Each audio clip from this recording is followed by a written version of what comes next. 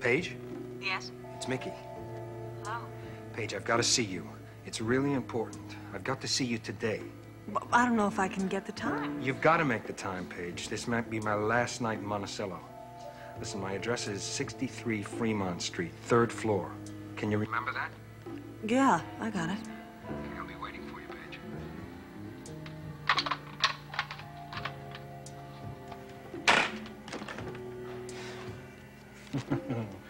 Nothing like a little traveling money.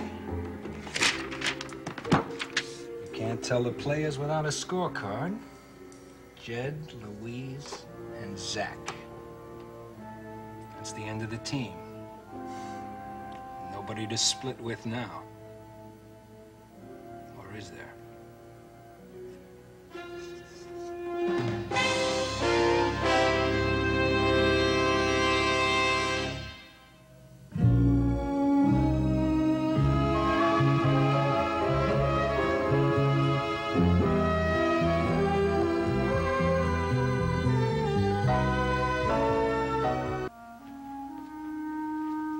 I had a little talk with Chief Marceau before he left. What? I told him that I did not like the idea of having all police protection lifted, Paige, as long as Tobias is around. Oh, Brian, stop it. I'm tired of hearing you say that. I just can't understand how you can go on protecting this ski-masked hoodlum. If it weren't for him, none of this would have ever happened. I chose to go with Toby and the other members of the gang. Nobody twisted my arm. And you still see this two-bit punk as some kind of an idealist, huh? A protector of the poor and the oppressed. Toby initiated this scheme to get guns to the guerrilla fighters so they could overthrow the dictator. And all Tobias wanted was a statue of himself on the town square after the people reclaimed the reins of government, right? We didn't want anything. Well, that is not Chief Marceau's theory, Paige. Well, Chief Marceau is wrong. Toby didn't get 1 cent out of this deal. Oh, what about the report that the guerrillas accepted a huge bundle of cash? It simply isn't true. They were poor farmers. Where would they get the money from? They could have raised it, Paige. That's not the point. You should have contacted the authorities as soon as Tobias got in touch with you. They could have put a tap on the phone. They could have increased surveillance. They may have caught up with him and gotten to the truth. Toby doesn't belong in prison. Paige, from everything I have heard, Tobias is at least unsavory. You talk about him like he's Mr. Wonderful. You didn't know him as I did. Oh. How well did you know him, Paige? What do you mean? One of the reasons that people won't accept the truth about a person is because of the way they feel towards them. Now, you have always denied that there was anything between you and Tobias but friendship. Well, Paige, I'm beginning to wonder whether that's really the truth.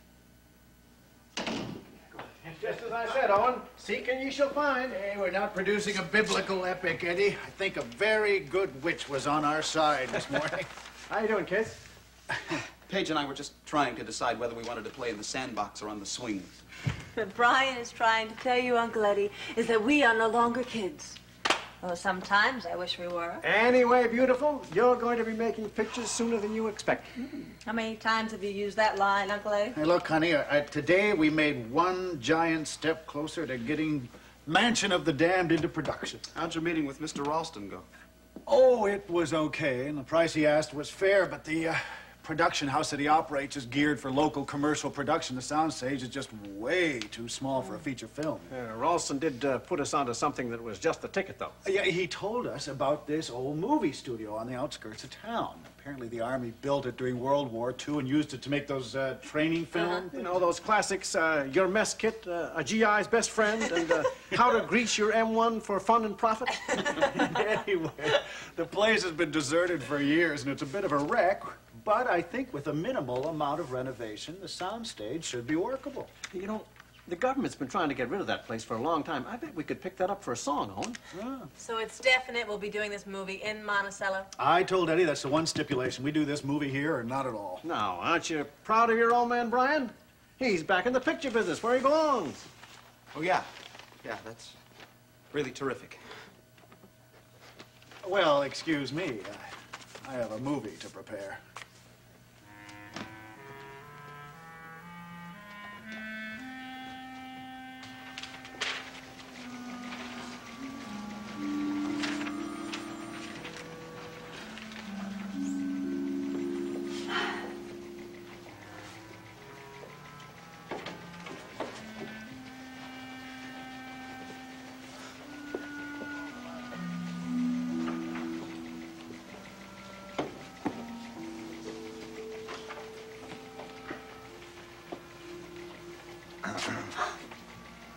no, you weren't supposed to see it now. Well, on behalf of all the people in this department, I want to welcome you back. Oh, well, I didn't know everybody missed me that much. Are you kidding me? After your resignation and Calvin's injury, we've been working our tails off trying to get everything together here. I don't think I've worked a straight 8-hour shift in I don't know how long. Well, I always knew you were the sentimental type. Well, seriously, Steve, I'm very glad you're back. This is where you belong. Well, I'm glad I could help Paige Madison out, but I can't tell you how much I missed being part of the force. Well, when do you think Calvin's coming back? Next week. We're going to be the Three Musketeers riding again. Yeah, well, except Calvin will be writing a desk. Yeah, but whose desk? Chief Marceau's? You believe we're going to be working for that guy when the Chief's on vacation? I don't know how long we'll be able to stand that. I don't think he'll be able to stand it either. I'm sure Calvin wants to get back in action again. Speaking of action, when are you officially coming back? Oh, well, this evening. All I got to do is go down and see Chief Marceau. He's going to bring back my badge. I got to dust it off, and I'll be back in action. Oh, Steve, I'm so happy. I'm so happy you're back. It's nice to be back.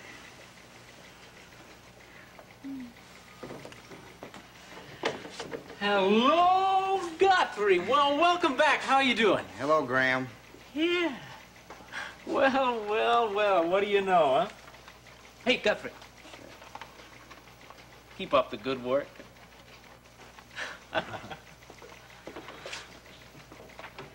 Well, I see some things haven't changed. Speaking of change, how do you like my hair? Yeah, I like it. You run your fingers through it? Excuse me. Saxon. Is this the most arresting officer in the police force? Who is this? Oh, Deborah, I'm sorry. It's Owen. That's so stupid of me to think that my voice was getting familiar enough. Well, hello. Is Paige all right? Has anything happened? Paige? No. You just had me a little bit worried, that's all. Oh, is that Owen Madison? Must be a social call. No, I'm just here talking with Steve. Hey, I gotta go. The visit's over. Wait a minute, Steve. No, that's okay. I see Chief Marceau. Sorry, I'll see you later.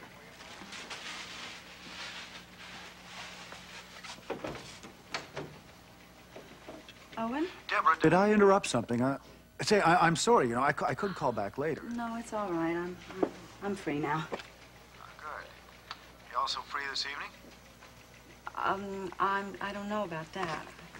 Well, I think you ought to know whether you're free or not. Now, look, don't, I'm not going to believe that you're on duty because you told me your schedule yesterday. And don't give me that hooey about washing your hair either and cleaning up your apartment. Deborah, look, if you don't want to see me, just give it to me straight. Deal? All right, Owen, straight. I don't think I should see you. The word I used was want. Owen, I have told you how I feel about this. Yeah, I know. You told me that you are discriminating against me because I'm a married man. Oh, don't make this hard for me, please. Oh, come on, Deborah. I just want to talk to you. Look, something's happened to me. Something that I just never thought was going to happen again. I'm not talking about you. I'm talking about a movie. A movie? Yeah, I know. Strange as it sounds, I seem to be in the movie business again, and I just want to talk to you about it. Hey, it's the sort of thing you want to tell a friend, you know? You are that, aren't you? Yes, I'm a friend. Okay. Well, come on. Meet me for drinks, all right? Will you do that? Oh, all right, a drink. But that's all.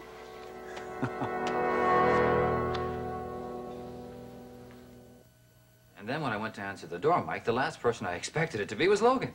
I thought that campaign swing was supposed to keep Logan upstate for the next few days. He canceled it, Mike. I wonder if that was wise. Getting out and meeting the voters is important, and changing his plans like that could have an adverse effect. Well, he said his campaign manager was going to take over for him. Boy, Mike, I've never seen Logan look so bad. Something was bothering him. He tried to keep it inside, but there was something really on his mind. But he didn't tell you what it was. We didn't have a chance. Well, he said he wanted to get Jamie bundled up and get the hell out of there. But then Raven barged in. Sounds like those two just had a quarrel. No, Mike. It was a war. And they were fighting over Jamie. Raven said that Logan had no legal right to him, that she wasn't going to let him take him. A tug of war over a child is bad news, Logan. It's always the child who suffers most in that kind of situation. God, Mike, I hate to see parents carry on that way. So what happened? Logan left. He had no choice, Mike. And then picture this. Raven running through my house, screaming after Logan that she wasn't going to sign the adoption papers. What a sight. Where is Jamie now? He's with April. Raven didn't want him. It's typical, isn't it? I mean, Raven doesn't want the kid, and she'll do anything she can to prevent Logan from getting him. Draper, do you think Raven really meant what she said about the consent agreement? Because if she did, that could stop this proceeding cold. Well, I don't know, Mike. I mean, I don't know enough about the case yet. Well, I know one thing. Just being man and wife isn't enough to give Logan a claim to the child. The only legal claim is Raven's. So the only legal way for Logan to get custody is to prove that, well, Raven's an unfit mother. Well, that type of charge pertains to a custody suit, and it would be very difficult to prove. The law is very reluctant to take a child away from its natural mother. Natural? Well, so you agree, then, that the natural parent deserves to have legal custody of a child? Of course. Look, Mike, I've got to tell you something. But please, try to remember that this is in the strictest confidence between us. It's going to make Logan's position in this case very clear. What is it? Mike, Logan is Jamie's natural father. What? But Raven was married to Kevin. She and Logan were having an affair at the time. Charming. Just charming. But how can Logan be sure the child is his? Kevin was sterile, Mike. There's no way the baby could have been his. Oh, my God, that is quite a revelation. So what Logan wants now is legal recognition of the truth. Now, what if we could prove in a court of law that Logan is the natural father? Well, I suppose he might be granted the rights he's seeking, but not necessarily. And with the election coming up, do you think Logan would really want to go that far? I don't know, Mike. But I do know this. Logan loves that kid. Loves him more than anything in the world. Yes. Anna said it was all right to come in. Oh, sure. Nancy, how are you? Hello, Draper. It's been a long time. It has been. Darling? Mr. Carr, if you look at your calendar, you'll see that you have a luncheon engagement with Mrs. Carr. It's lunchtime. So it is. Draper, would you like to join us? No, I don't think so, Mike. I'm going to go back to my office and do some work on that case you and I were talking about. Nancy, I'll talk to you later.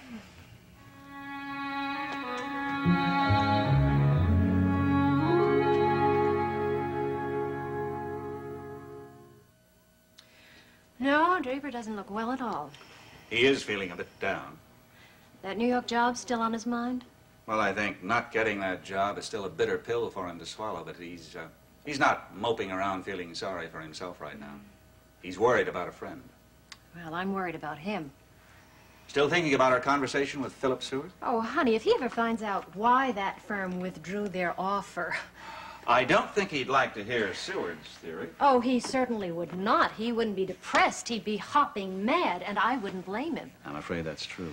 When he found out that Margot had put up so much money in the purchase of his house, he was angry enough. If he ever finds out that she prevented him from getting this job... I'll tell you one thing.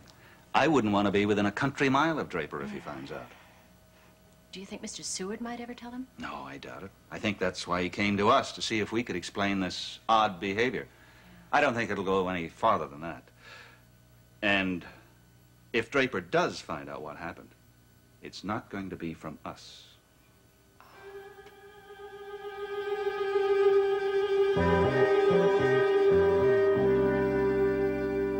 Well, it looks as if Eddie was absolutely right when he said 3 would be the lucky charm for the filming of Mansion of the Damned.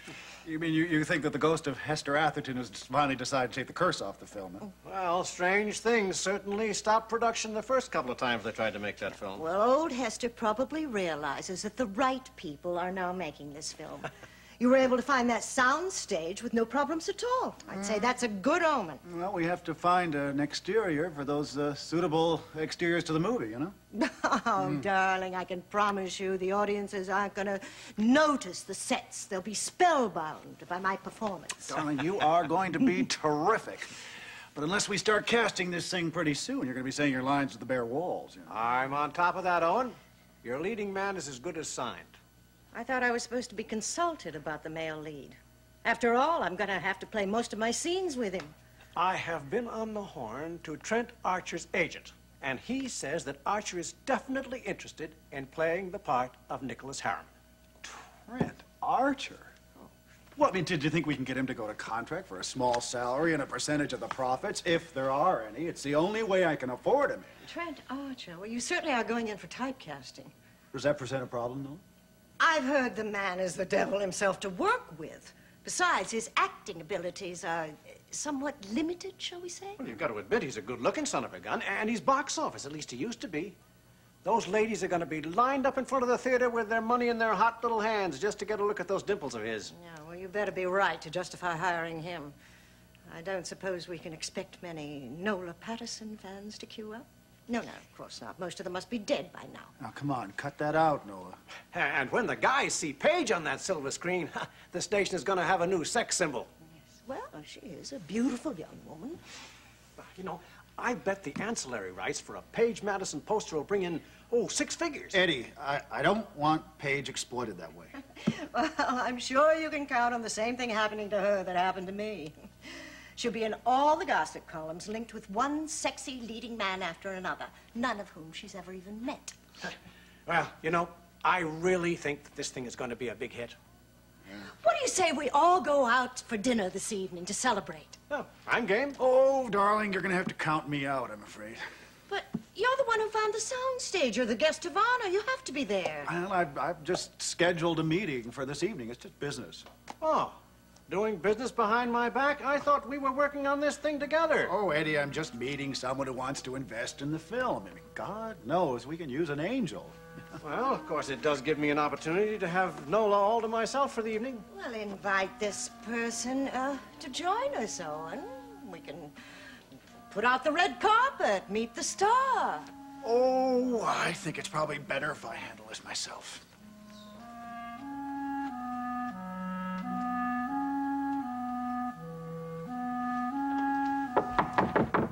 Who is it? Ryan. Oh. Hello. I thought you had to go to work.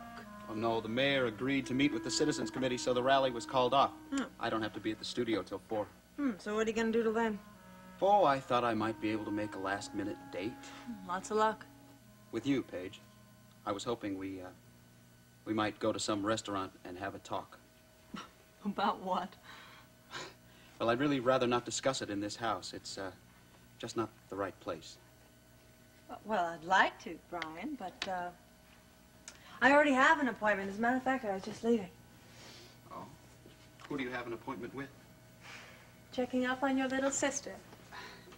For the entire time you've been in Monticello, you've spent all your time locked up in this house or, out with Steve Guthrie. It's not Steve. Oh, Paige, you don't know anyone else in Monticello to go out with. Unless your boyfriend just happens to be Tobias.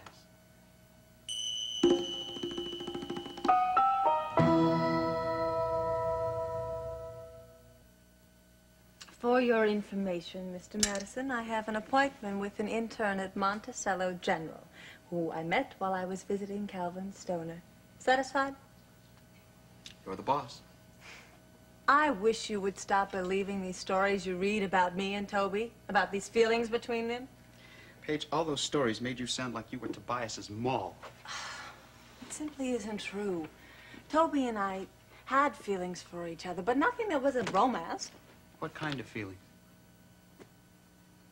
I guess I was a very impressionable college kid, and I was impressed by Toby's idealism, by his charisma.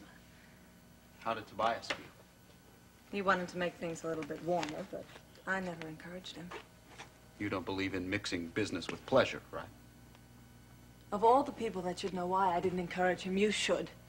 Brian, I didn't love Toby because I was in love with you. Paige, that was just a schoolgirl crush. That's what your mother says, too. Surprise! School's over. Remember, I graduated, diploma, cap and gown, the whole bit? And somehow, I still have those feelings. Don't worry, Brian. You don't have to run away again. I'll learn to deal with it. Just, don't ask me to turn it off, okay? It's not like a faucet. Or is it? Honey, you just don't understand. I understand. I can love you, but only like a brother and a sister. Right? That's the way you want it. That's the way it has to be. What? That's the way it has to be, Paige, because I am your brother. Your real brother, not your stepbrother. What are you saying? We're not just related by marriage. It's flesh and blood, Paige. Dad is father to us both. That's the reason for this whole mess. That's the reason why I can't love you.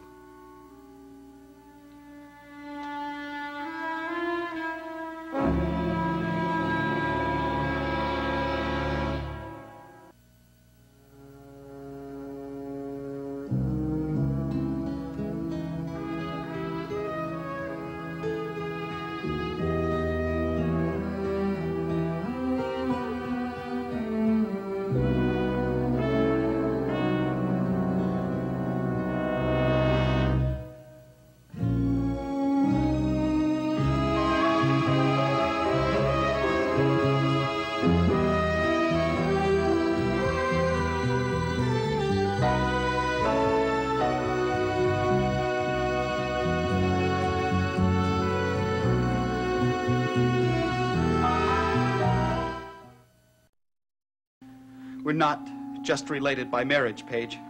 We're flesh and blood. Dad is father to both of us. That's the reason for this whole mess. That's the reason why I can't love you. No, Brian, it's not true. It simply It is true, damn it. Good old Dad, huh? Mr. Hollywood swinger. He met my mother long before yours. I was the happy result. How long have you known? I remember the day very well, Paige. 3 years ago. My 18th birthday? Yeah. The day I gave you that necklace, Dad gave me the shock of my life. Well, what happened? See, he was all too aware that those congratulatory kisses I was giving you for turning 18 were far from platonic. Hell, I'm sure he'd seen signs that we were growing close long before that, and he decided that it was time for old Brian to learn the facts of life. At least as they applied to the Madison family and before things between us went too far. Why didn't they tell me? You were just a kid. I suppose he figured that you just had some kind of teenage crush and that as long as I didn't encourage you, you'd forget all about me. Oh, he was wrong. I spent a couple of days wandering around the house, wondering what to do. When we woke up, he'd taken off for the Navy. I was very confused, Paige, and very angry. Running away seemed like the best solution. I always wondered why you'd left. Nobody told me. Well, now you know. I couldn't stay in the same house with you. I was in love with you, too, and for us, love just is not possible.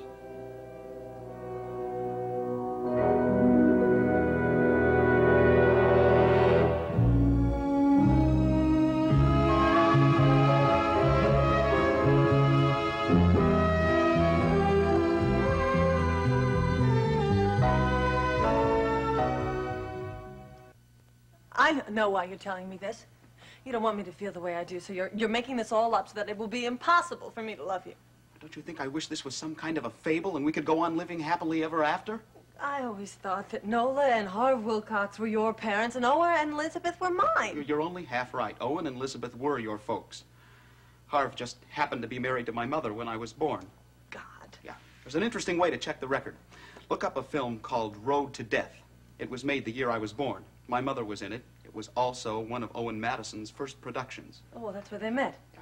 They produced that film and me at the same time. The movie flopped. They both tried to forget about it. They didn't do much better with me. Brian, don't say that. Of course, they were both shocked at the realization. They were married at the time, too. Happily, I suppose, or at least happy by Hollywood standards. So they decided to let old Harv assume that he was the daddy. 3 years later, I was born. Remember how it was when we were growing up, how close the two families were? Daddy must have gotten a real kick out of seeing his children playing together in the sandbox. A few years later, both marriages soured. Leaving Nola and Owen free to marry. Yeah, I assume they were still in love with each other. I'm sure Dad thought he was doing the right thing by making me his stepson. How noble. Yeah. They didn't have much foresight, did they, Paige? They forgot that kids grow up. Or maybe they didn't realize just how beautiful you'd become. And it was my 18th party. Dad called me to his study that night and set me straight about everything. I would have run away, too. That's one of the reasons he didn't tell you. He was afraid of losing his little girl. In fact, he was very happy when I told him I was leaving. He thought my leaving would extinguish the flame. So did I. Nola was very hurt by your leaving, too. I mean, that's what started her drinking so heavily. God, I know I hurt Mom very badly. I didn't mean to. Anyway, kiddo, it didn't work. I thought about you. During those months at sea, there isn't really very much to do but think. And I tried, Paige, but I just couldn't get you out of my mind. You never answered any of my letters. Now I know why. Even when I got out of the Navy, I made every effort to keep as much distance between us as possible. And then I started reading those terrible articles in the newspaper about all the trouble you were in. You know me, anything for a little attention. Paige, I thought there might be something I could do. But more than that, I had to be near you. Brian, you know how much having you with me meant to me. Paige, have you been listening to what I've been saying? I heard you. Then you know that the bottom line is that we can never allow ourselves to be that close again. Never.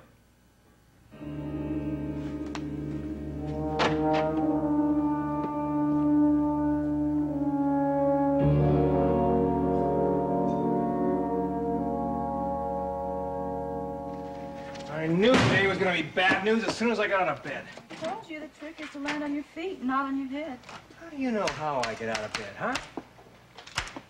Anyway, I don't think it's such a bad idea. I think it's wonderful. I think it's terrible. Come on, tell me it isn't true, huh? Is Steve Guthrie really coming back to the force? It is true, Cliff. Steve is coming by tonight to pick up his badge, and he's going to be back in his office bright and early tomorrow morning. Probably give him this desk here, too. I just see him sitting here batting his baby blue eyes straight at you. Steve and I aren't dating anymore, Cliff. You know that. Oh, yeah. Tell me it again. Maybe I'll believe it. Come on, I know the score. Bet you know how Steve Guthrie gets out of bed in the morning. No offense, I'm sorry. Peace. Cliff, would you please stop annoying me? Do I come down to your office and bother you and keep you from working? Oh, St. Patrick, if you'll be real, make it be true. Scarlett, my top right-hand drawer is filled with all the ideas that I come up with that we could do if you'd come down to my office and bother me. Save it, Cliff. You'd probably be too busy with Steve. What made him change his mind, huh? I mean, I thought he was supposed to be so upset about killing some 14-year-old kid who was defending himself with a cat pistol. What, doesn't that bother him anymore? No, it doesn't, because the kid had a real gun. Joey Dials had a real gun, and his brother switched them. Oh, you believe that story? Yes, I do. Probably believe everything Steve Guthrie tells you. I'm telling you, the reason why he quit the force was he wants a couple of those big bucks that Owen Madison throws around so that his sweet, darling princess can have a watchdog. Hey, every girl ought to have a watchdog.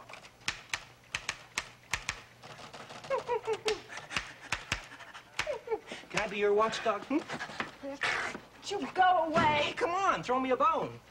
This one I'll do. Stop. Take it easy. I had to have these made special. Why are you getting so upset? That's not your gun hand. This is my typing hand. And to a cop, it's very important. Bet you let Steve Guthrie bite your hand. Cliff, I'm getting very tired of this.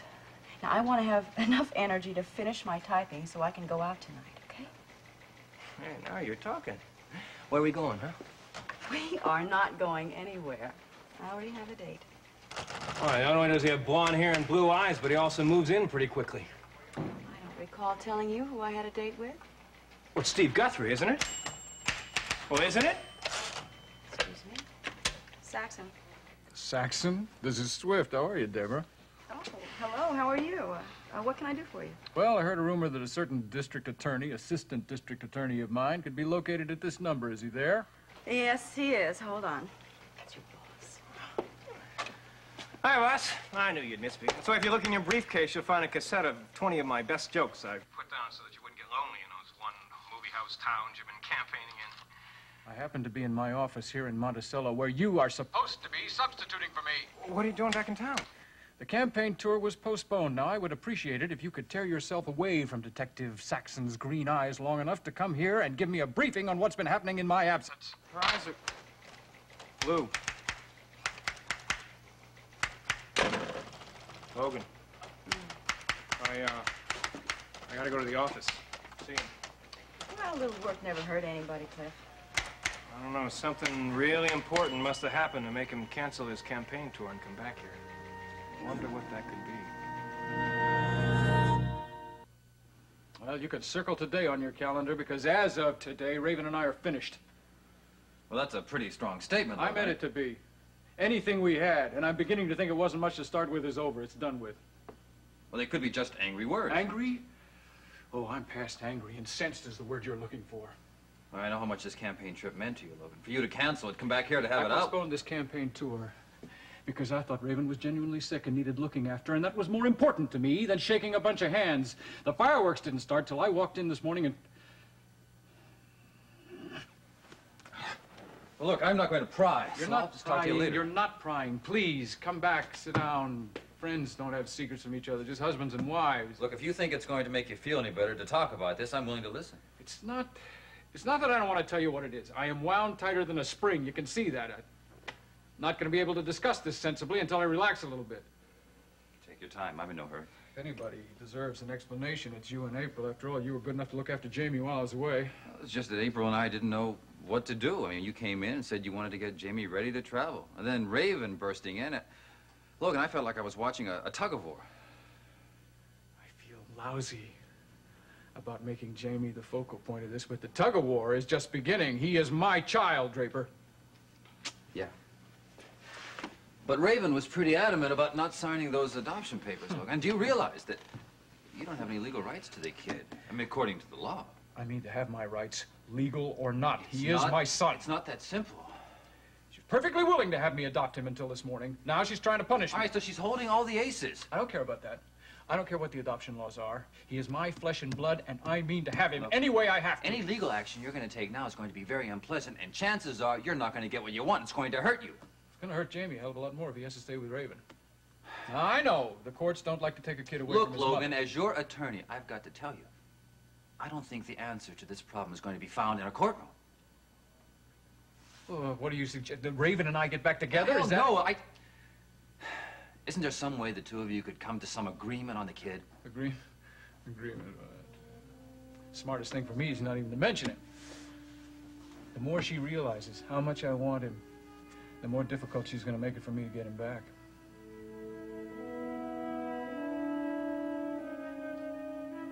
Look, what I don't understand is why you're here. The only time I'm welcome here is when you need a babysitter, is that it? What do you want? I came by to see how this crisis you created for yourself has been resolved. Well, now you know. It was a very dangerous and foolish thing for you to do, Raven. Look, will you do me a favor? Just say what you came to say and then get out, because I never want to see you again.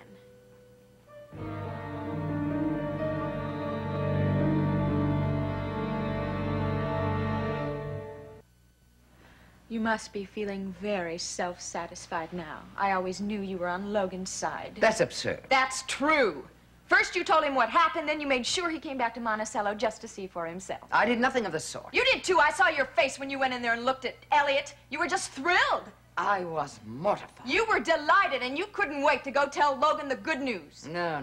You're quite wrong.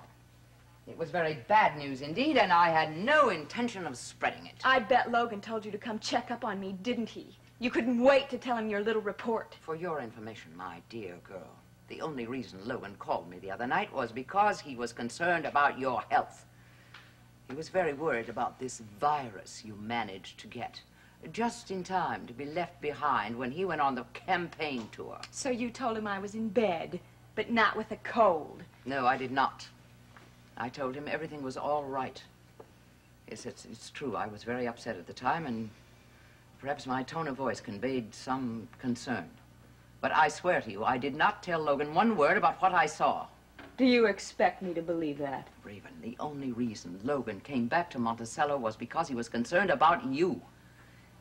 If I wanted him to find you in a compromising situation like that one, Then why would I call to warn you about his imminent return? Who knows? You probably felt guilty about informing on me and wanted to clear your conscience so you could go to sleep. I care about you, Raven, and Logan, and I'm terribly worried about what's going to happen to both of you. Yeah, well, so am I.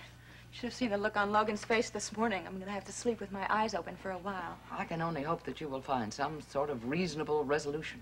Well, Logan will keep you informed. And what about the baby in all this? Have you thought about that? He shouldn't be allowed to suffer just because of your foolishness. He's at April Scott's and he'll be just fine. He needs his parents, both his parents. Well, Logan and I are suffering from irreconcilable differences. Raven, whatever happens, the well-being of that baby must come first. Look, if Logan throws me out of here, he's not going to get Jamie. You keep him despite Logan, even if it's against the best interests of that baby? And if you think you're going to get him, you're sadly mistaken. Because I meant what I said, that if Logan found out about this, you would never see Jamie again. Neither you nor Logan are going to get the kid, you understand? Which means you intend to keep the child. Don't worry. I have it all planned out.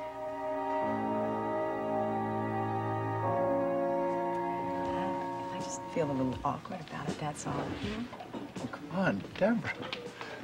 In the back booth of some gin mill on the outskirts of town, you know. I mean, you picked this place. I know, I'm not talking about the place, I'm talking about the company, you know? Well, that sounds a little ominous. No, you know what I mean.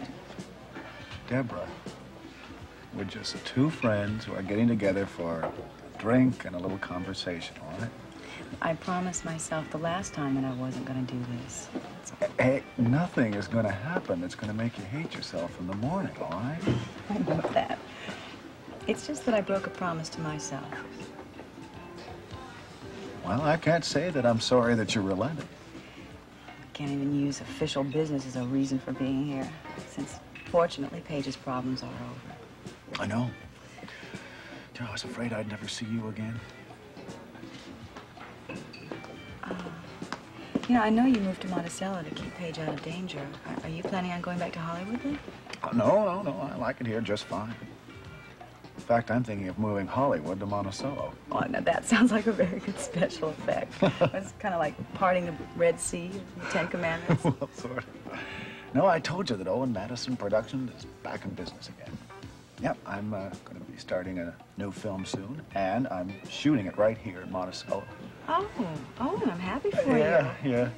It's called Mansion of the Damned, and it's going to be in your neighborhood theaters in about a year or so. Well, I hope you break as many legs as necessary to make the film a hit, Owen. Thank you. I'll tell you one thing, though. This project was started twice before, and it was never finished. Yeah, they say there's a curse on the film. No, really, the two leading ladies died during the last production. Well, let's hope the third time's a charm. Isn't that what they say? No. I assume your wife is playing the lead. Oh, yeah. I just can't tell you how the idea of getting back to work has just lifted her spirits. Really, she's just a new woman again. I'm glad. I'd invite you out to watch us, of course, but Nola's a bit nervous, and, you know, she wants to keep a closed set. Yeah, I don't think that would probably be a very good idea. I wouldn't want to disrupt anything. Oh, no. I didn't mean to suggest you'd be in the way now. Well, I know Nola doesn't particularly care for me. I'm not one of her favorite people. Oh, come on, Deborah. She's only seen you once in her whole life. Nola is the main reason you decided to do this film, isn't that right? I mean, you're doing this for your wife. Well, nobody else seems willing to put her in front of a camera. She needs to work, you know. Being between jobs has practically destroyed her. And that hurts you a lot to see her that way, obviously. Well, I owe it to her, I think. You know what they say, if you're not part of the solution, you're part of the problem. I never was the ideal husband. But you want to make that up to her? Well, Nola was never really the ideal wife, you know. I have an ulcer dedicated to Nola Patterson. But I don't hate her. Well, I'm sure you don't. I don't love her either. Owen. Deborah, please, don't.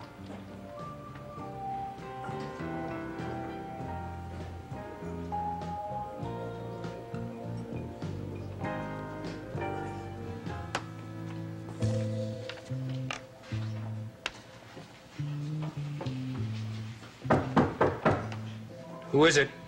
Me, Paige.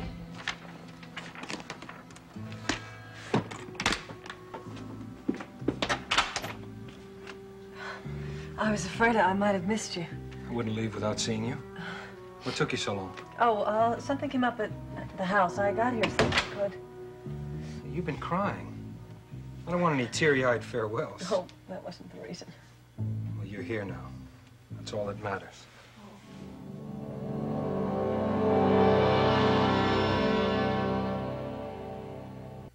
I have never been so miserable in my whole life. Paige, I really hate to see you like this. I can't tell you how glad I was to slam that front door on that house, and I am never going back there. Well, what's the problem? I can't tell you, Toby. Your folks treat you pretty well. And that brother of yours, he thinks you're all the gold in Fort Knox. Well, it's a house full of lies. It's the lies they've been telling to me since I was born. What does that mean? They keep telling me these lies. They think they're protecting me, but they're only making it worse. Look, take it easy, huh? When we moved from Monticello, I thought that all the lies are behind me, but they stayed. And I can't live with them anymore. I am not going back to that house. You don't have to go back, Paige. You're a big girl now. You can do whatever you want. I don't know what I want. How about taking a suggestion from a real friend? Someone who's never, ever lied to you. Toby, you're the only one who's never lied to me. Don't go back. Come with me. You know what you're saying? We can go someplace fresh, start new. You've got nothing to go back to, and there's nothing keeping me here. We spent a lot of time together, Paige, and I want to spend a whole lot more time. I want to make up for all those months that I missed you so bad. I don't know, Toby. Two can run away as cheap as one, and be a lot more fun running away together. What do you say?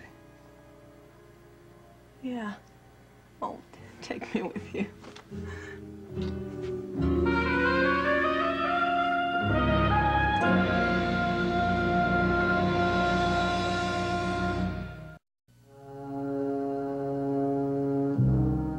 Seems as though a harmony is hard to find, always on our mind, and frustrated days pass without sight, the edge of night, half dark, half light, as we watch our hearts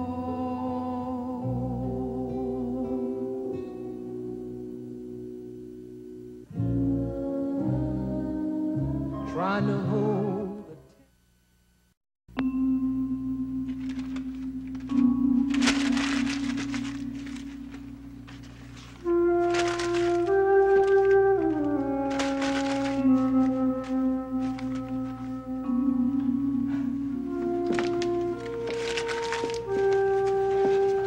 warm night for a fire, isn't it? Ah, it's not for the heat. It's for humility. That's rather good, isn't it? Maybe if I understood it. Well, see what I'm doing? I'm getting rid of tons of old tinsel, darling.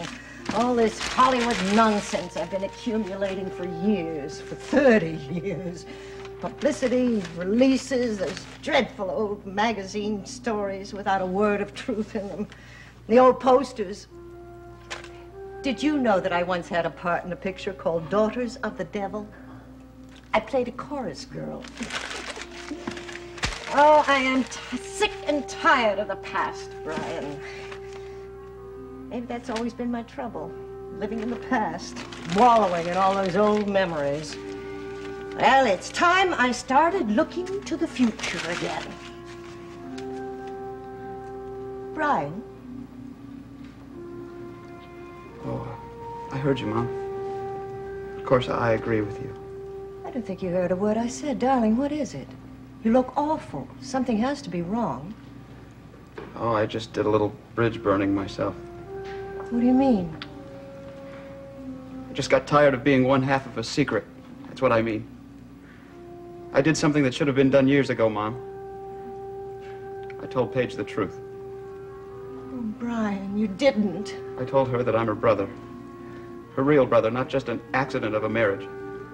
Different kind of accident. Total disaster. Oh, Brian. I'll never forget her face, Mom. Never. Did she say anything? Did she say she was going to do anything about it? No. I don't know what she's going to do. All right, tell me. Take me with you. You don't know how long I've waited for this, Paige. Sometimes I thought it never was going to happen. We're going to be terrific together.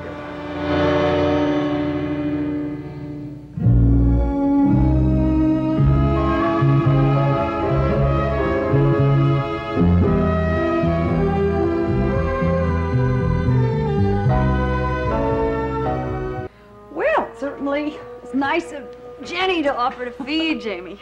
It's her pleasure. She absolutely adores him. Well, you almost got your assistant back a little earlier than expected. Boy, I swear, when Logan and Raven barged in this morning, I thought for sure one of them or both of them was going to grab that poor little kid right out of the high chair and drag him home. Unbelievable. Margot, it's not fair.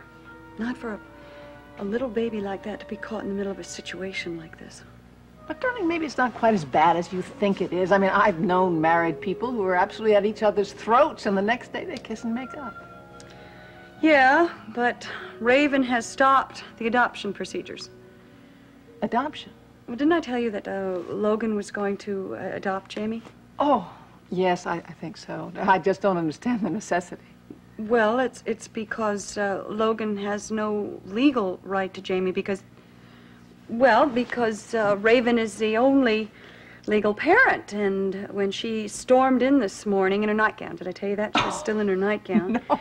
She screamed at Draper to tear up the papers that she was supposed to sign. Well, that doesn't quite surprise me. I mean, if she was that angry with Logan, I can see where she'd do that. But I don't understand is why she'd leave the baby with you when she's home. Oh, because she couldn't take care of him. She had things to take care of. Oh. Can you imagine that? I mean, I can't think of anything more important than taking care of one's own child. Yeah, well, I guess that's why so many women wait until their children are fairly well grown before they go back to work. Yeah, I guess I can understand that. I know I'm having a problem with that.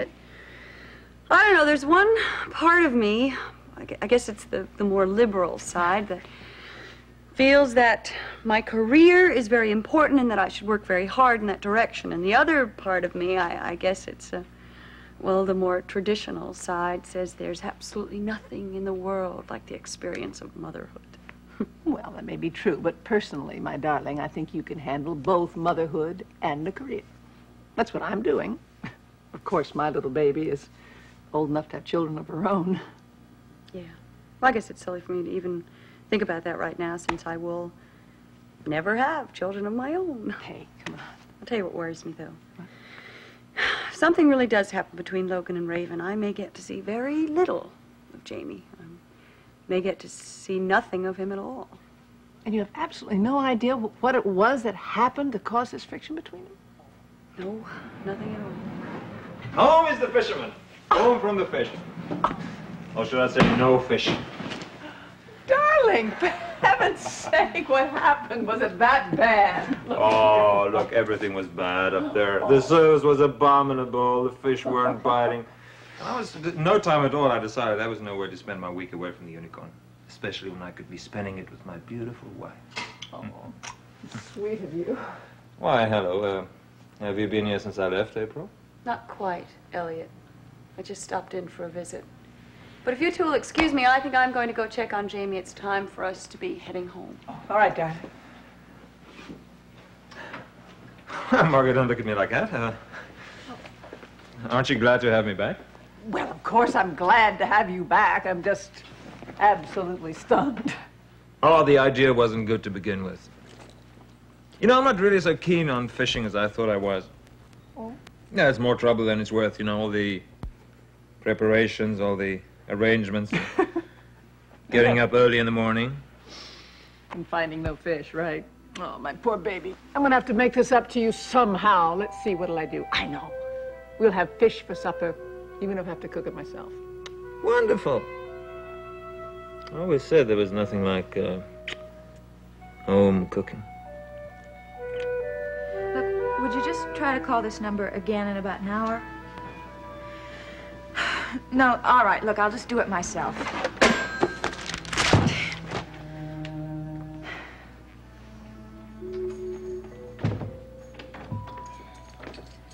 What are you doing here? My name's Annalise, remember? Yeah, but I wouldn't be so proud of it. It's a crummy place. I never should have agreed to come here in the first place. You shouldn't have made any agreements with me at all. Look, if you think you're going to stay, forget it. I've kept this in my drawer ever since the day you walked in and handed it to me, Steve. I figured you would want it back someday. That's why I always kept it handy. Thank you, Chief. I can't tell you how it feels to have it back again. You know what's funny? The guys on the force, they all call this a hunk of tin, potsy. But when it comes down to it, I think we all feel the same about it. I know what you mean. That's how I feel about my own potsy, and have for the past 30 years, and I guess I will until they put me out to pasture. There is one thing I regret, though, Steve. What's that, Chief? That I can't give you a citation, because you weren't a member of the force during this Page Madison business. You deserve one, though. You saved that girl's life. It was a job, a civilian job. I got my reward. I hope you don't miss the money. Well, it's not the money, Chief. It's the fact that Page Madison got through this mess alive. You knew those guns were defective, and you didn't care. You knew it, and you didn't give a damn. Honey, listen to me. It's the end result that counts, right? Oh, right, Toby. Well, this is the end for me. Hey, don't be in such a hurry, Paige. Just give it some thought now. Try to see my side of it. You know what I think of your side? This is what I think of your side. Toby, what is this? Charles Nathaniel Jet Smith. Give me that. That's just a list of the people that were in the group. No, it isn't. It's a list of the people who tried to kill me, but they were killed instead. Toby, what are you trying to do? Kill off everybody so you have the money to yourself? Why was there a question mark next to my name? Because, Paige.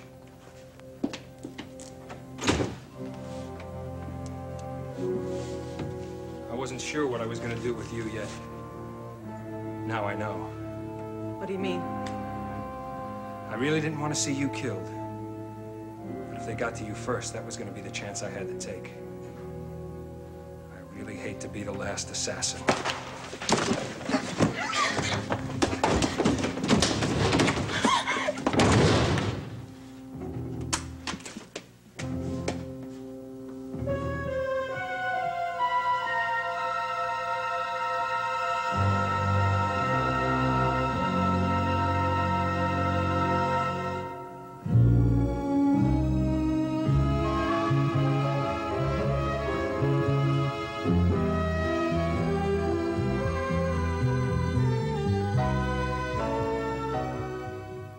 Here's another piece of equipment that I think you might need, Steve.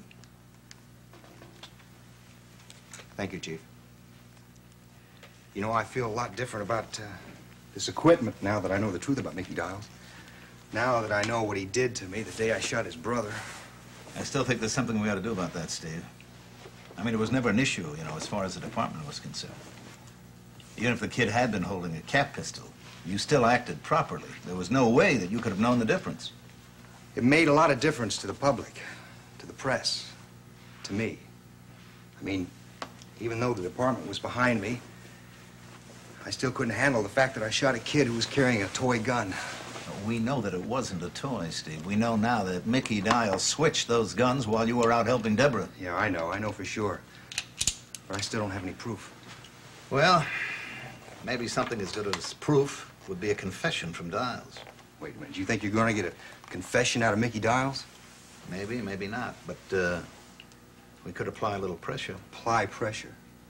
I thought rubber hoses were a thing of the past. That's not what I mean, Steve. I was talking about that gun permit that he's got. I mean, let's face it, he did kill a man. Now, I know he saved your life in the process. But at the same time, he took the law into his own hands. Now, that might be construed as reckless endangerment. Chief, if I have anything to say about this, I would like to ask you not to do it. Let me do it. Let me apply the pressure to Mickey Dials. Strictly a personal basis. Nothing official. What kind of pressure do you have in mind? Friendly persuasion. What do you say?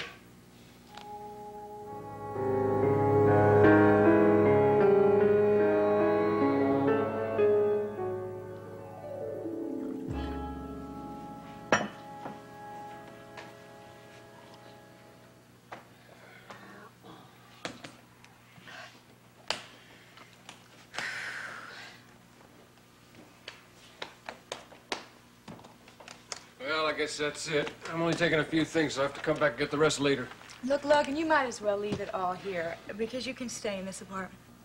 You've got my phone number at the club. The only reason I'll be coming back here is to see Jamie. Wait, you don't understand.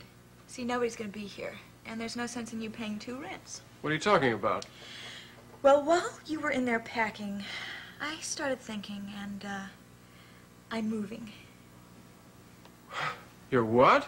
Yeah, I hate this place, so I'm leaving, and now seems to be the right time to do it. Well, where are you moving to? Oh, I've got your attention now, haven't I? Now, come on, where are you going? I didn't know you cared about what happened to me. I care about my son. Ah, yes, right.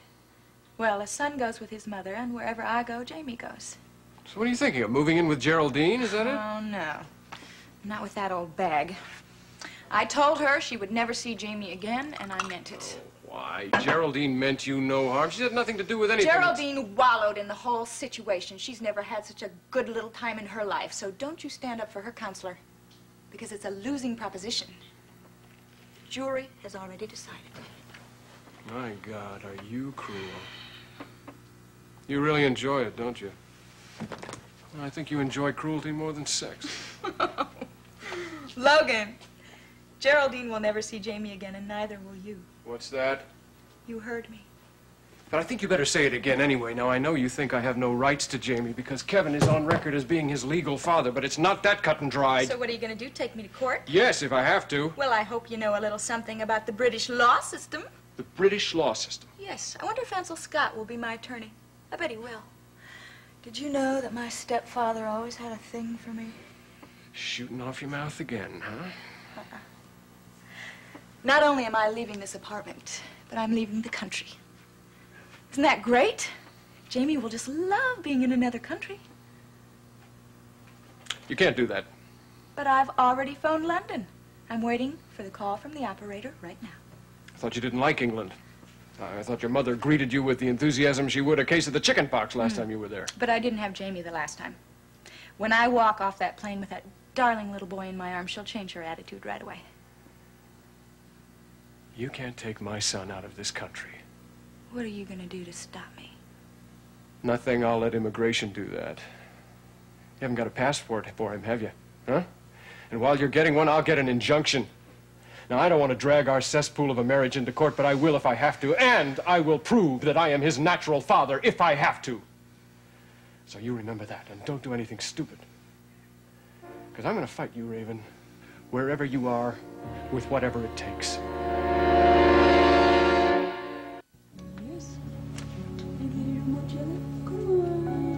I wish I knew what was going on.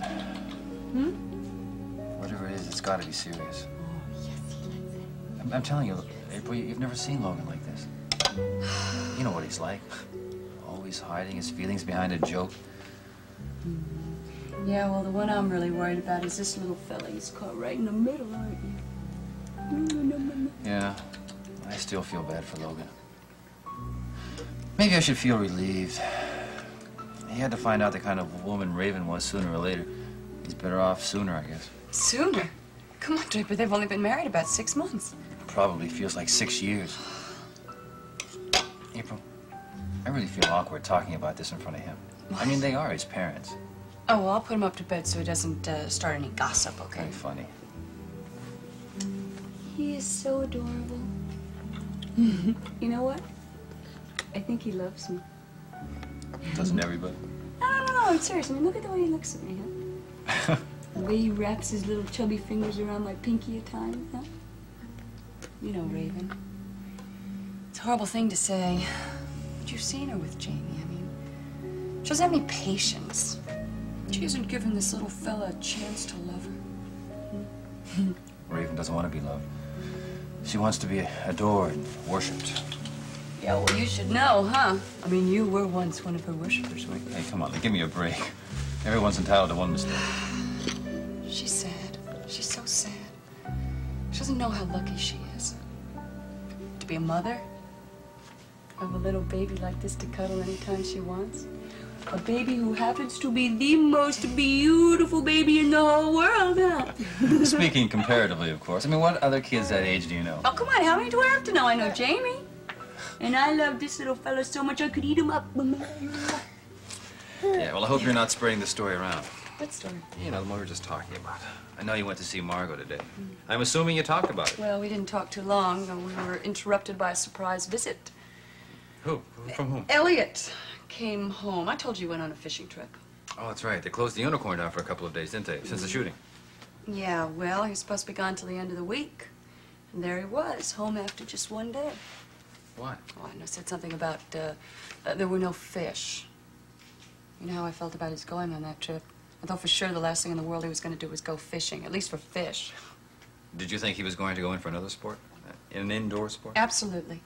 You want to know something else? What? Margot thought so, too. Why? Well, the other day, Margot and I did have a long talk, and we talked about her marriage. Draper, she knows Elliot can't be trusted. Well, she's putting up with it, April. No, it was sad. It was sad to hear her talk about how she felt it was necessary to give him a long leash, as she referred to it. April, people can make any kind of arrangements they want to make in their private lives. Look, if they have an open marriage and it's working for them, why should we judge it? Draper, that's just the point. Margot doesn't consider it an open marriage. Look, I know you're going to find this very hard to believe, but Draper, she is in love with that creep. I know, it makes me sick to think of how that's why she said she has to tolerate his antics, or she's afraid she'll lose him. Oh, April, you ought to know that marriage is come in all shapes and sizes these days. Yeah, marriages break up in all shapes and sizes too, don't they? Come on, little fella. I think it's about time that we hit the old sack. What do you say? Come on, sweetheart. Oh, we gonna say goodnight to Uncle Draper? Say goodnight, Uncle Draper. Say goodnight.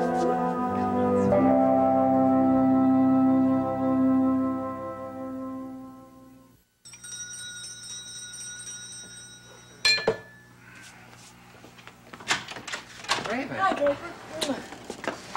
Where's April? Raven, is that you? Hi. You didn't come here for Jamie, did you? I just put him up to bed. You said you wanted to see him. You don't look so worried. I didn't come here to take my little angel away. I came here to leave him for good.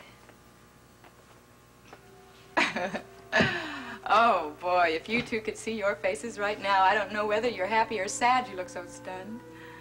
Well, yeah, I am. I can't imagine what you mean. I mean exactly what I said. Aren't you happy? Honey, you've always told me how much you love my little boy. What's the matter? You just love him if he's only here a couple of hours? Now, take it easy, Raven. You're 3 feet off the ground. You've been drinking or what? Oh, I need a drink. I'm going on a plane and they petrify me. Well, say something. Do you want to take him or don't you? Because if you don't, I'll have to find somebody else. Now, I'm sure Geraldine Saxon would give me her millions if I would bundle up the little kid and give him to her, but I wouldn't do that for all the tea in China. Or I should say London, that's more appropriate. Come on, Raven, now don't make jokes about this. It isn't funny. I'm not making a joke. As a matter of fact, I don't have much of a sense of humor these days. That's one thing I hope I get back when I leave this horrid place. Now, where are you flying? You're not listening, Draper. I'm going to London. I've already got a ticket. I had a hard time, but there was a cancellation on the midnight flight, so I shall be flying across the Atlantic at midnight. Isn't that romantic? Why are you doing this? Oh, I think you know. I just have to get away from this dull, boring, ridiculous domestic life. I hate it. And I didn't realize how much I hated it until Logan started this damn quarrel. So it was Logan who started, huh? Come on, Draper. I'm not going to clue you in on all the juicy details, even though I'd like to. No, I have to leave, and I haven't even packed yet, and it took me 2 days to pack on this trip upstate. And you never did take the trip upstate, did you? I mean, you were sick. Yes, well, I'm a lot better now. As a matter of fact, I've never felt better in my life because I know exactly what it is I want to do now. And the first thing I'm going to do is give Jamie to a brand new mommy. You. Oh, my God. Raven, you're serious. Uh-huh. And I'll show you just how serious I am. I have it all written out. Now, this may not be the most perfect legal document in the world, Draper, so you might want to look it over and improve it a little bit, but essentially, it gives you and April all rights to Jamie's care, feeding, and upbringing.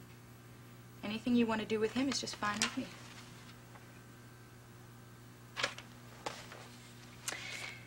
And, just for good measure, I signed this too. Now this is a copy of the consent agreement that you wanted me to sign for Logan, giving him the right to adopt Jamie. Well, he can just forget that because I've scratched out his name and put yours and April's in his place. You're insane. Now look, you don't have to adopt him. I just did this because I thought it might help in case people question this little arrangement. But eventually, if you do want to adopt him, then it's all settled. Raven, you can't just give away your baby like this. Can't I? You can't abandon your little boy. I'm not abandoning him. I'm doing him a favor. I'm just giving him a mommy who loves him. And you do love him, don't you? Yes, I do. There, you see. Besides, even if I did bring him to London, my mother would love him for a little while, but eventually having Jamie and I around would just be like an announcement to the world that she was a grandmother, and oh boy, Mother would hate that. Yeah, as much as you hate being a mother. Raven, this is sick. You just can't dump your kid like a bag of potatoes. She wants him. Will you look at her face? Now look, I mean, if I'm wrong, then I'll just go upstairs and bundle up the little booger and give him to somebody else. No! Can't do that, Raven. You're going to be wonderful parents. You know, I always thought it was a crime that a lovely couple like you two couldn't have children of your own. So, now you have one. You've got what you want. I've got what I want. What do you want? I want to fly. Oh. But not on a plane, no, no. See, I want wings of my own. That's why I call myself Raven. See, I was the one that took that name when I was a little girl.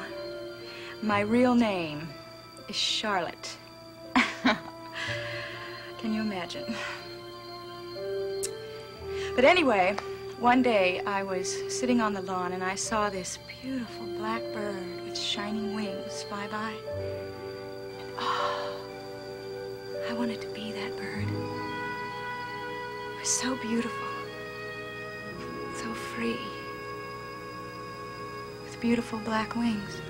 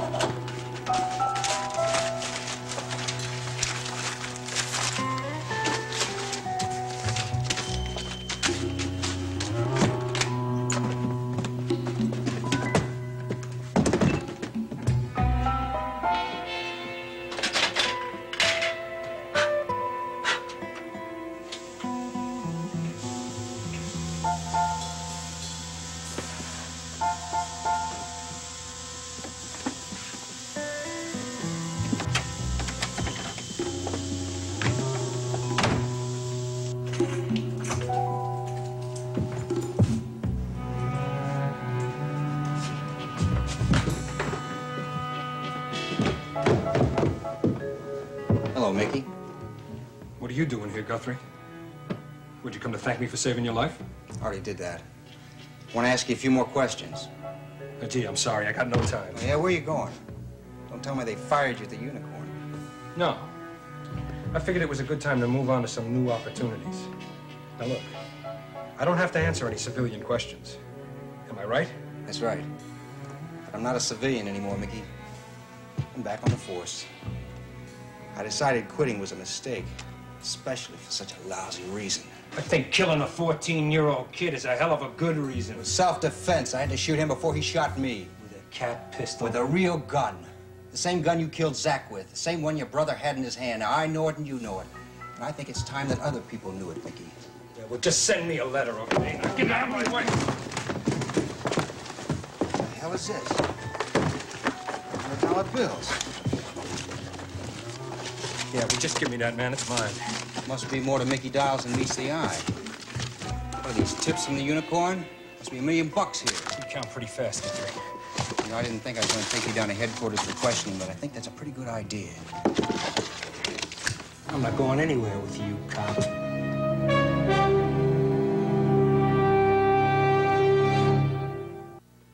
Go on, fire. Fire away, Mickey. What the hell is this? The toilet, damn it! Yeah, I switched it. The same way you switched it on me. I hope you appreciated the joke. Well, you're a real funny guy, Guthrie. Yeah, well, the real one's down at headquarters, and that's where we're headed. Okay. Okay, great. Let's go to headquarters. You got nothing on me. Hold it, Mickey! You've got nowhere to go.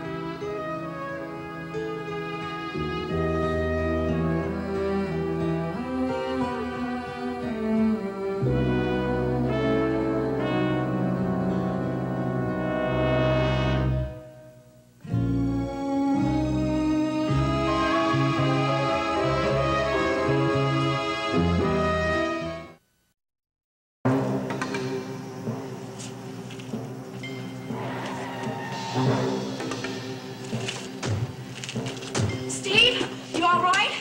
Yeah, I'm fine. Where'd you come from? I got a call from headquarters. You know, you're not supposed to do this kind of thing without a backup. Yeah, I know. Thank you for checking me out. What happened? Oh, my God, it's Mickey Dials. Yeah, he's dead. What happened? I was coming here to talk to him. He was on his way out. I don't think he was planning on coming back either. Where'd all this money come from? I don't know. The way he was reacting, I'm sure it's not legal. All right, now how did he get in this alleyway?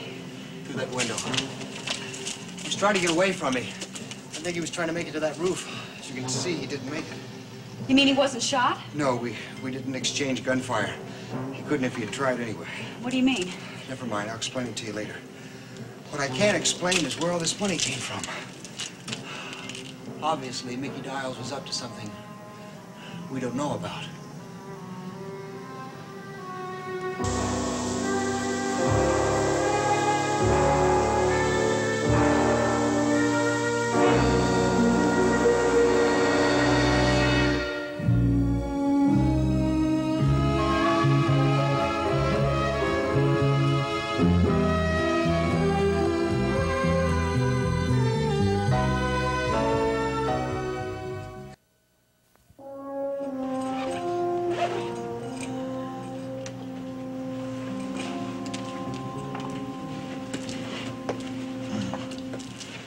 Well, Steve, I knew the first thing you'd do when you got your badge back was find out the truth about Joey Dials.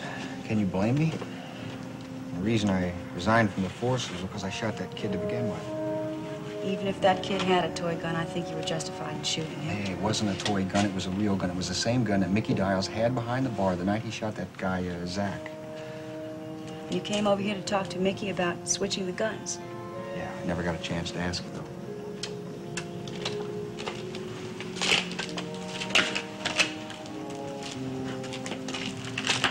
He tried to force his way past me on the stairs. That's when the suitcase with all the money opened up. That must have been a surprise. Yeah. I was trying to nail him for fraud. Winds up, he's into something bigger. You have no idea what it was? No, no idea at all. It had to be illegal, though. I mean, where would a guy like Mickey Dials get that much money? Steve, you said something earlier about a gun. What did you mean? He pulled a gun on me when I was trying to take him down to headquarters. He didn't shoot? No, he couldn't shoot. His gun didn't have any caps in it. Are you saying he had a toy pistol, too? That's right. I went down to the Unicorn the other night to bring him back his gun. I made one tiny little mistake. I brought him back Joey's toy gun. Where was the real gun? Chief Marceau has it. He wasn't through with it, and I knew Mickey wouldn't want to wait. You mean he didn't even see the difference? No, no. He was packing, and I discreetly put the toy gun in the bag. Anyway, the damn thing looks like a real gun, doesn't it? Well, I'd say that was a very practical joke. I'd say it comes under the heading of poetic justice. It's too bad Mickey's dead. We may never find out what he was doing.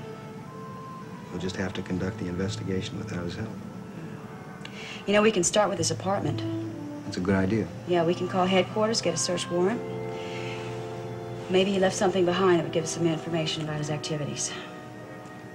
Sure is worth checking out. Well, let's just hope that this second career of Nola's doesn't begin with this one flick, huh? She's putting everything she has into this part, Dad. You know what she's doing right now? She's upstairs memorizing dialogue. I'm impressed. She was very disappointed to find that you weren't around to help her. Well, my meeting went on a little longer than expected, that's all. You had business at this hour? I was telling an old friend that I was going back into production, if that's all right with you. What's Paige up to? Paige is out with an old friend, too. Well, who does she know well enough here? Well enough to go out on a date with? I asked her that question, and I got a very vague answer. Something to the effect that it was none of my business. Well, that doesn't sound like Paige. Dad, I think Paige's meeting tonight might very well be with someone she thinks is a friend. I'm not so sure. Who? Tobias is in town, isn't he? And Paige has been in contact with him. Oh, my God, you don't think it's Tobias? Paige thinks he's Mr. Wonderful. Well, I'm going to call the police. I think they should be made aware of this. No, I don't think that's such a good idea. Why not? You're the one who always protects her like a mother hen. Look, if Paige found out that we had called out the militia, she'd probably be more upset with us than she is right now. Well, she's not upset with me. I wouldn't be too sure. Paige and I had a little talk tonight. About what? I told Paige the truth, Dad. I had to. Brian, why did you do that? Dad, I've been holding this lie inside me for 3 years now. How long do you expect me to live with it? So to ease your conscience, you put the burden on Paige, is that it? She has every right to know. That decision was up to me, Brian. I'm her father. You're my father, too, Dad. All I told her was the truth. What gives you the right to come back here after disappearing for 3 years and decide what's right for everybody? You wanted me to disappear. You thought that as long as I was gone, your problem was gone, too. I was thinking of you both. I couldn't let you both go on thinking that it was perfectly all right to have these feelings for each other. So you dished out half the truth, huh? You gave it all to me and decided that was as far as you had to go. It was, Brian, and it still is. There's no need to hurt Paige. Just me. I didn't want to hurt you, Brian. You know that. I just wanted to stop this thing before it went too far. I mean, one of you had to know that what was going on was wrong. Paige didn't know. And don't you think it hurt me to have to pretend not to care about her? You can care about her, Brian. You can care about her like a brother. Then she had to know, too. Dad, I'm sorry. I just couldn't stand the look in her eyes anymore. I couldn't face her. Now, maybe it was a very weak thing to do. But I had to tell her, Dad. I had to. Please try to understand that.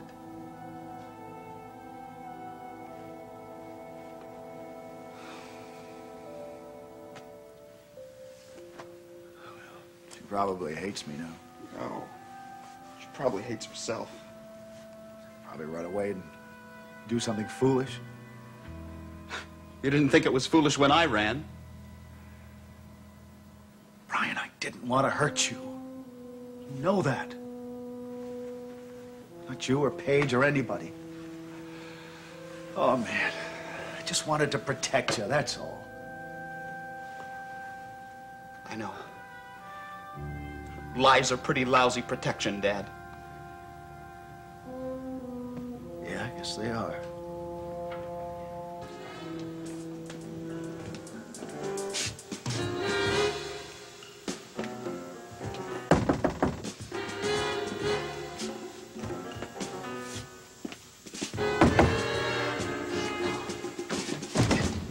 Guthrie! Saxon! Harry! Right, here, I got a key. I gotta help you.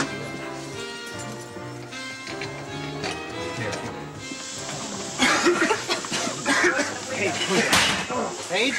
Hey! Get over here, on the couch.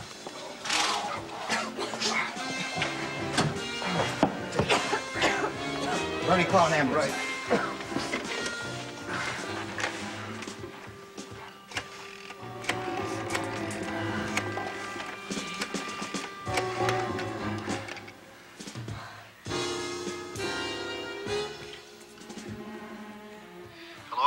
Oh, Mr. Madison, Steve Guthrie. Oh, Steve, look, I'm trying to keep the line open in case Paige calls.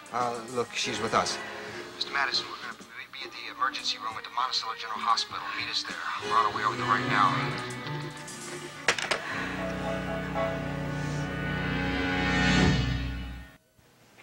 I'm sure Logan doesn't even know what the hell happened. If he did, he would have contacted us. Hey, Draper, you're not thinking of calling him now, are you? It's awfully late. Oh, why not? I mean, we're not going to be waking him. He's not sleeping. No, wait a second. Look, if you call Logan and you don't reach him and you leave a message and he calls here, it's going to even be later and the phone will wake the baby. So? Well, what are you trying to tell me? That we have to alter our entire lifestyle because we're babysitting? No, not our entire lifestyle, but we do have to make a few adjustments. Oh. Well, you'll have to excuse me, April. It takes me a while to get used to all this. When I woke up this morning, I didn't think that tonight I was going to be the father of a 7-month-old child. Does that mean you don't want Jamie? April, it's not a question of what I want. Okay, It's a well, question... Look, I know it's going to be a big responsibility and it's going to be an added financial expense. Hey, but I'm not worried. I know we're going to make terrific parents. Hey, I think you're putting the cart way before the horse. Why? I mean, he's here. He's ours. Jamie is not ours. We're just taking care of him until Logan decides what to do. Yeah, I suppose so. So I better go check on him.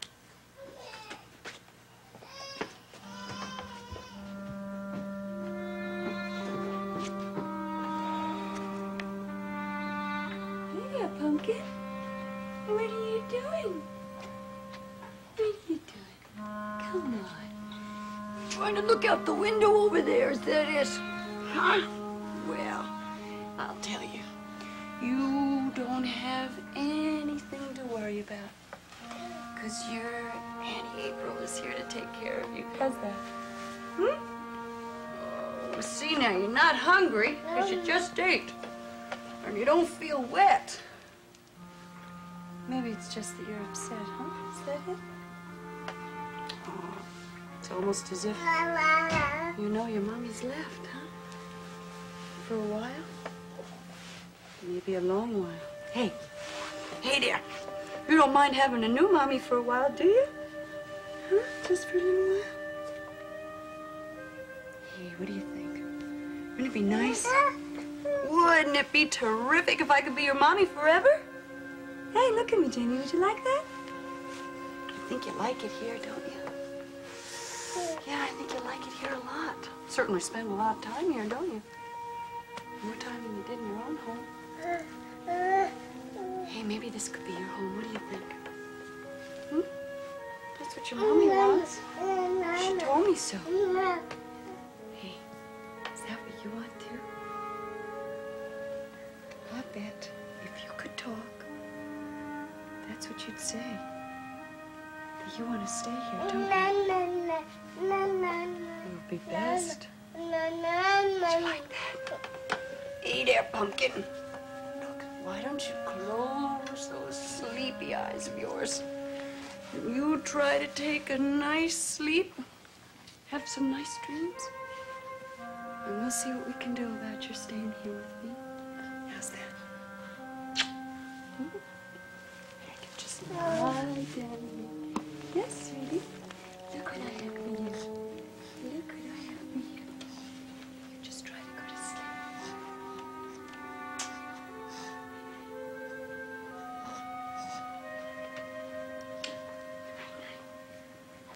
Oh, hi. Is this Howie? Yeah, Howie, it's Scotty.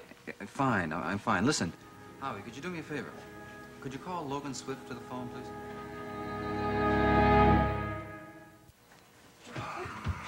Draper, I thought you decided not to call Logan No, we tonight. did decide not to call Logan. This is very important, April. We've got to tell Logan. It's too vital. Draper, how'd you know I was here? Your law clerk told me where to find you, Logan. Logan, did you talk to Raven today? Yeah, for a few minutes. I went by there to pack a toothbrush. Logan, she's gone. Gone? Gone where? She came by here a couple of hours ago and said she was leaving, flying off to London. Oh, she wasn't serious about that. She doesn't have a passport for Jamie.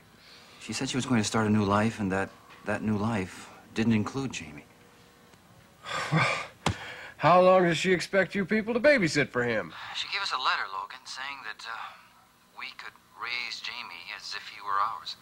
She gave you our child? In the adoption papers, Logan, she scratched off your name and inserted our name.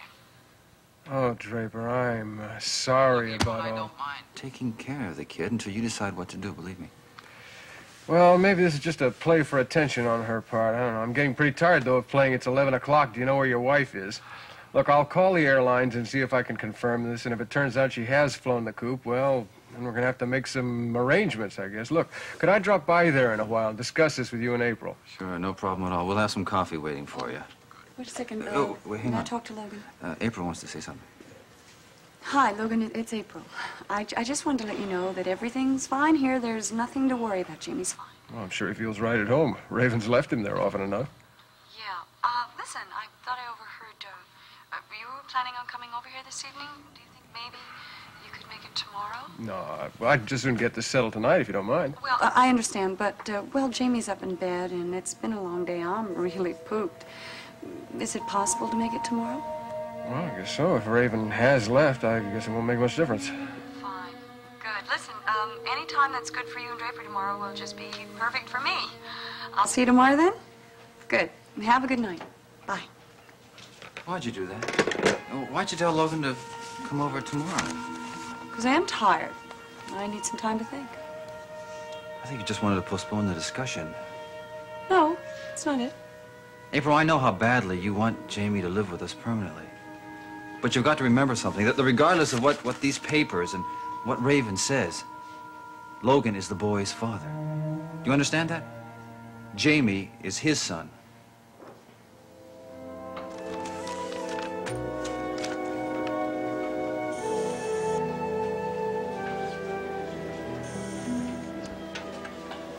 Paige, you're gonna be fine. Debbie. You're in Monticello General. Just take it easy. You've inhaled a lot of fumes. You tried to kill me. You're gonna be okay, Paige. Mickey can't hurt you now. Paige, can you tell us what happened? What were you doing in Mickey Dial's apartment? I thought he was my friend. He was the only one left I could trust. Paige, we didn't even know you knew Mickey Dials. I didn't know it myself till the other night. When we went to pick up Nola at the Unicorn. Do you have any idea what he was doing with the money in his apartment? It was the money that That's why he tried to kill me, because I found out about the money. I found out he'd been lying all the time. Paige, what was your relationship with Mickey? He wanted me to go away with him. What? He said he didn't want to be the last assassin, but he didn't have any choice. Are you saying that Mickey was involved with the Tobias gang? He was Tobias.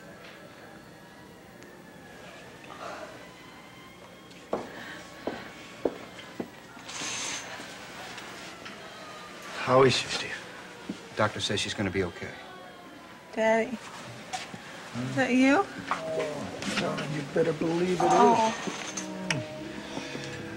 Oh, boy, how you feeling? my head hurts. It's a little woozy. Do you know that I had to walk out of a perfectly good John Ford Western just to get here? You must love me an awful lot, Daddy. You know I do, honey.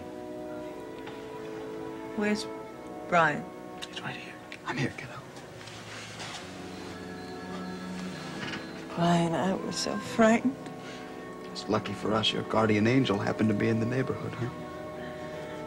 You know what frightened me most? When he said he was going to kill me, I thought I'd never see you again.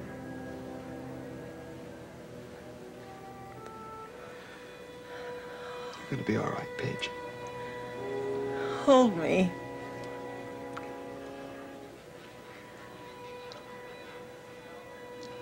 You know, I'm never so safe as when I'm in your arms. Oh, I'm sorry. I forgot.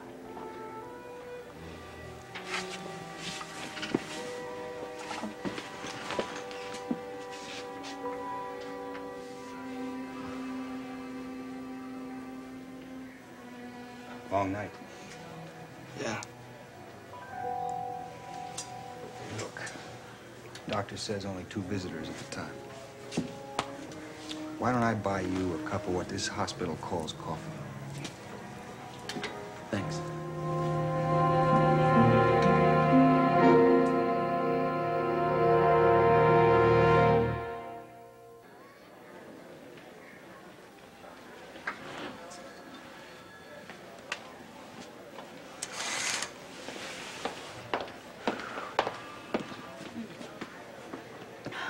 Well, this sedative that the nurse gave her make her sleep for a while. And Hopefully, when she wakes up, she'll be able to tell us what happened tonight. it's incredible. I mean, Tobias right here all along. Alive and well and tending bar at the Unicorn. Well, I'm sure she's going to be able to fill in a lot of blanks for us, Owen. I'm sure that she must have known a lot of things about Tobias, Mickey, that he didn't want revealed. Why else would he want her killed? I'm not sorry he's dead, you know. The case will be over soon. Well, that's good news and bad news, isn't it? Well, I don't see anything bad about it. Well, it means that you won't be dropping around the Madison household on an official visit, that's all. I guess that's true. I won't be professionally involved with your family any longer. Deborah, I'm just afraid that I'm not going to see you again. Well, once the case is over, we won't have any excuses to meet for dinner, now will we? I don't want any excuses. I want to continue seeing you. Well, just because you won't be seeing Detective Saxon anymore doesn't mean that civilian Saxon wouldn't mind having dinner with you once in a while.